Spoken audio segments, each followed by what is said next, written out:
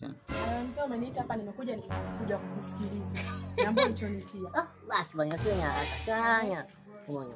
Sikia bwana. Mimi bwana mwenzako nilitokea kupenda sana. Nilipokuona nilipopicha unanichanganya. Semaje? Kunipenda mimi tena? Ndio. Mzee kama mimi nitakupeleka wapi? Usiyenye bwana, hiyo yenyewe kanzo tu. Umeona? Hiyo yenyewe kanzo. God have mercy upon us. Njaga huko. Mgongo umekupinda. Basi punguza ukaya maneno. Nenda kwa uzo wako nikula nani jana yako nikumalizia nini? Babu tuheshimiane shika nikuchagua. Nikajua umenitia kitu cha maana kumbe unaniambia mambo haya.